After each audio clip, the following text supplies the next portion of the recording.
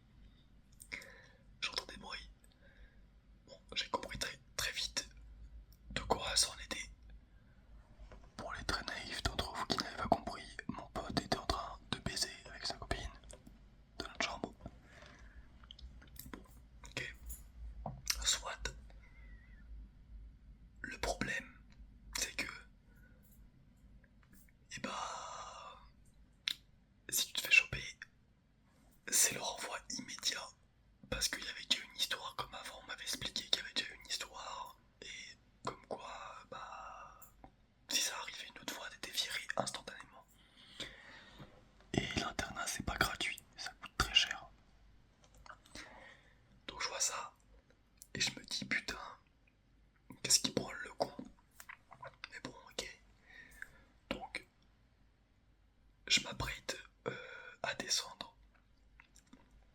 Donc, je répète, il est 15 h. On est je suis là pour chercher mon paquet de clopes pour aller fumer une clope. Ce qui est normal, je l'avais plus. Et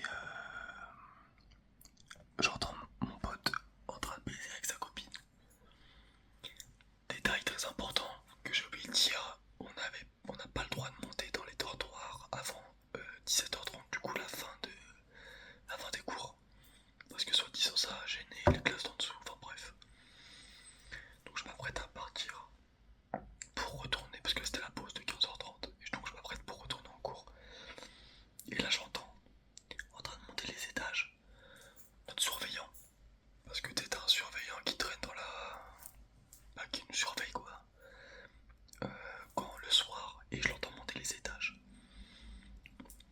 Sachant que quand t'es en internat, et que tu te fais choper dans les étages, enfin en tout cas moi si je me faisais choper c'était 2 heures de colle. Et tu te doutes bien que c'était pas 2 heures de colle la semaine, hein, c'était le samedi. Et mon internat, il était à 2 heures de route de chez moi. Donc dis-toi que je voulais pas avoir d'heure de colle. Mais là, je me dis, t'as mon pote, si je fais choper, il est mort. Du coup, brave soldat que je suis, j'ai attendu devant le grand couloir de mon internat. Le mec est venu, il m'a hurlé dessus. Il m'a dit, ouais Dimitri, tu fais quoi ici? Viens là, viens là. Donc je lui ai dit que j'étais juste allé chercher mon paquet de clopes. Et du coup, en même temps que je parle, je commence à marcher vers la sortie. Comme ça, le mec il me suit, pour pas qu'il aille vérifier dans les chambres. Du coup, au final, il m'a amené au bureau du directeur. Je me suis pris 2 heures de colle, j'avais le seum de fou. Et mon pote s'est pas fait choper. Il m'a bien remercié. J'espère bien ce bâtard, mais voilà. Donc ça c'était la première anecdote où j'ai sauvé la scolarité d'un de mes potes. La deuxième... ok. Deuxième anecdote. En gros, je vais essayer de mettre le contexte parce que du coup là c'est... je pense à des trucs un peu drôles que j'ai dans la tête, mais il faut que j'arrive à le construire pour que l'histoire soit bah, vous comprenez l'histoire quoi, tout simplement. Donc le contexte. D'ailleurs là je vais essayer, je sais pas si je parle trop vite, je vais essayer de parler un peu plus doucement. Enfin bref. Donc le contexte de l'histoire, on est... c'était quand putain? Bah enfin, c'était un nouvel an. Je sais plus la date honnêtement, ça fait au moins 6-7 ans, on devait être... non pas 6-7 ans. J'étais en première ou seconde première, enfin bref, j'étais au lycée quoi. Et j'étais du coup, pour le nouvel an, t'avais un pote à moi qui avait une grande maison. Et du coup, bah, souvent on faisait les soirées chez lui. Et coup de bol, bah, j'habitais à côté de chez lui. Mais vraiment, vraiment à côté de chez lui. Genre, bah, on était voisins quoi, notre maison elle se collait. Du coup, bah forcément, je venais tout le temps et j'avais de la chance. Et je dormais pas là-bas du coup, je dormais en général pas chez moi. Parce que bah, la plupart des gens au nouvel an ils veulent dormir bah, dans la maison. Parce que c'est plus simple, il faut que t'es un peu trop bourré, enfin bref c'est plus même rassurant pour les gens. Enfin bref. Donc, soirée du nouvel an classique. Je vais pas vous raconter, hein, mais bon bah voilà. On fait ce qu'il y a à faire. Et tout se passe bien. Sauf que au début, donc vers 22 h, 23 h, j'avais trop mal au ventre. Je sais pas pourquoi. J'avais même pas commencé vraiment à boire énormément, quoi. J'avais bu 2-3 bières. Mais j'avais trop mal au ventre. Et j'étais dégoûté de fou parce que j'avais tellement mal que je pouvais même plus boire. J'étais dans mon coin. J'étais pas bien quoi. Et donc j'étais dégoûté. Et le temps passe.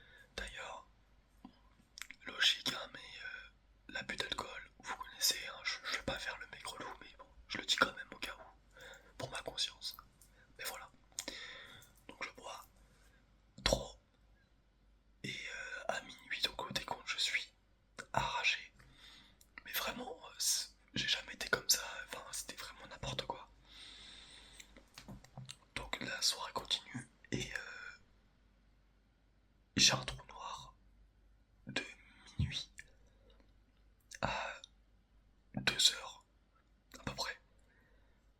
Et du coup après je me réveille de mon trou noir et en fait, bah en tout cas là je me rappelle pas, je sais pas ce que j'ai fait, tout ce que je me rappelle, tout ce que mes potes m'ont dit. J'ai fait n'importe quoi, j'ai dansé, enfin j'étais débile tu vois.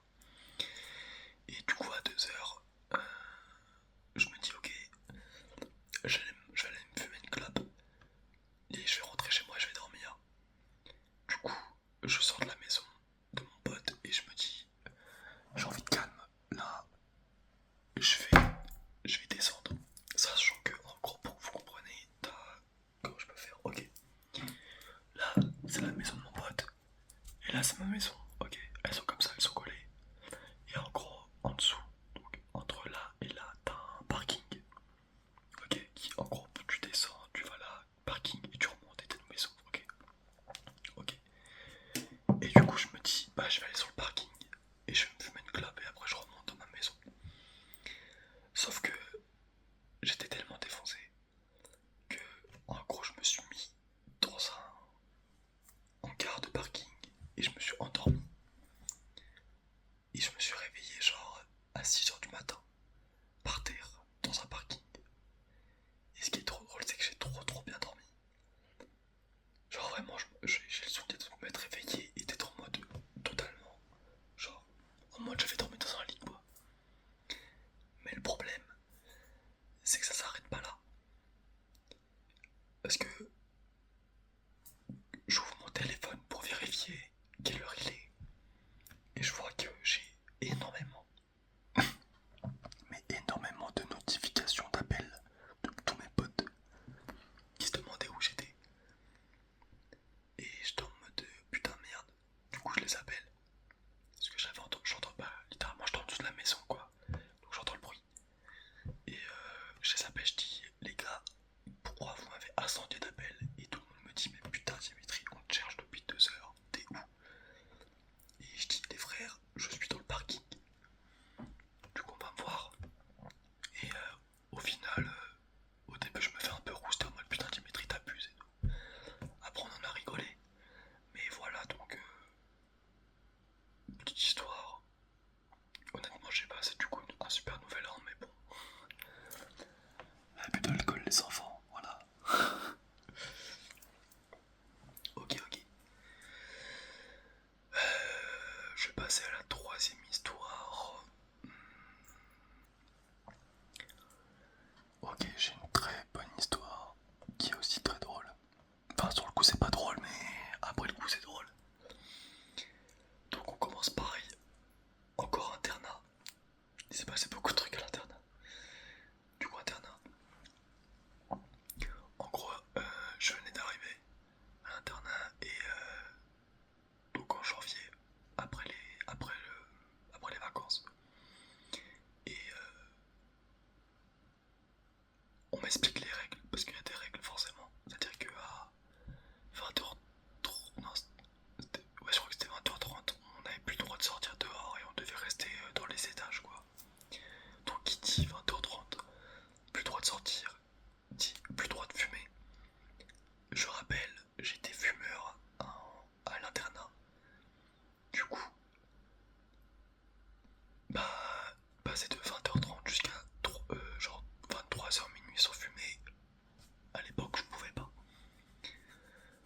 Du coup, j'avais des potes à moi qui étaient en terminale, qui étaient aussi fumeurs et qui m'ont dit Dimitri t'inquiète pas on a une petite astuce.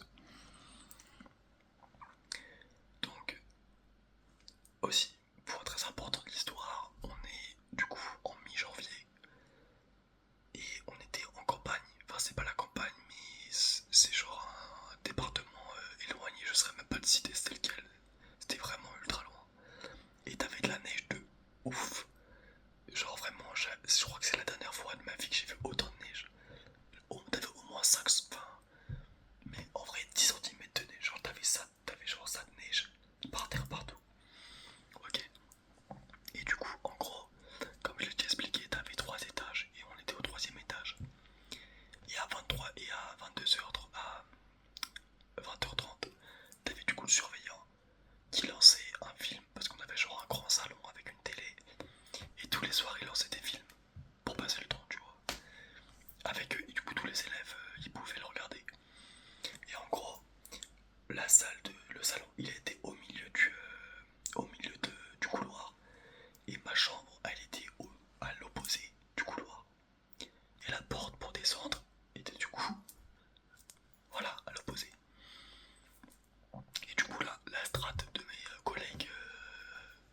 idéal, c'était on devait descendre au dernier étage, prendre la porte de sortie, la bloquer avec un pied, avec notre pied ou un caillou, parce que si elle se referme, on est bloqué dehors, fumer notre clope et remonter sans se faire choper.